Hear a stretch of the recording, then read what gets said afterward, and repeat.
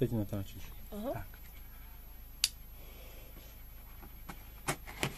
Jsem zvědavej teda. Tak, balíček mi přidal kurýr uprostřed ulice, bez dokladů, bez podpisu, bez faktury, jen tak do ruky.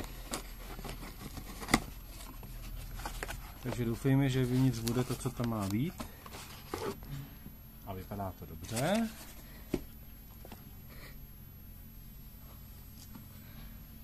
Tak, zdá se, že jsou opravdu úplně nové, zabalené.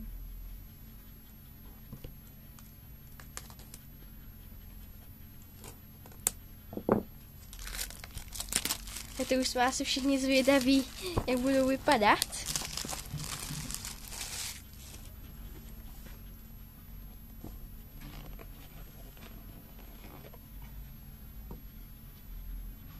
Vypadá to fakt dobře teda.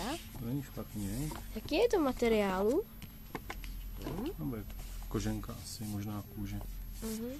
No, spíš asi koženka. A jsou docela dost zabalený. Tak. Wow. Tak ty jsou dost... Trošku zaprášený teda. Mně se docela líbí. Což je divný.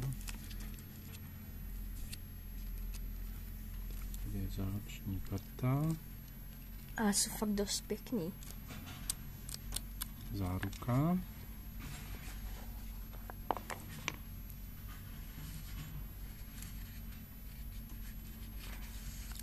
No, teda to je váha. Jsou pěkný, že jo?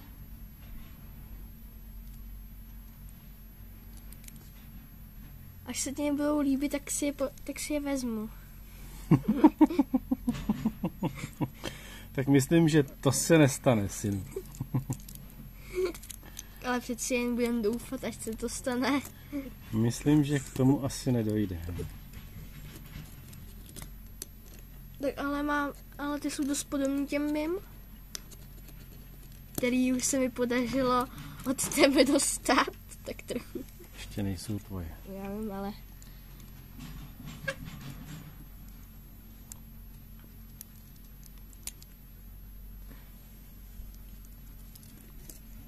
A jsou dost velký.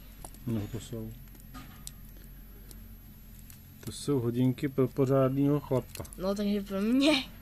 To abych přestal hubnout a nechal si těch 100 kilo, viď? Počkat jen do kamery, záběr. To je moc blízko. A jsou docela těžký, je? No to jsou. No. Dáme tam ještě ty moje.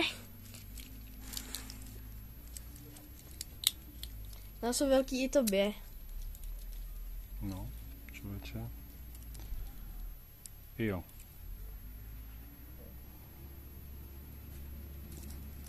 Ty jsou takové hodinky a tady taky ještě jedny. No, mně se fakt dost líbí. Taky svítí ve tmě, jsou taky potápěcký. Jsou potápěcký, ne? Jako moje. Jestli myslíš ty, co máš na ruce, tak jako ty moje.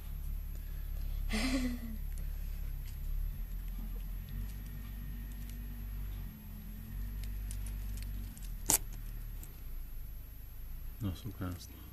Mně se taky líbí. Tak to pěkně.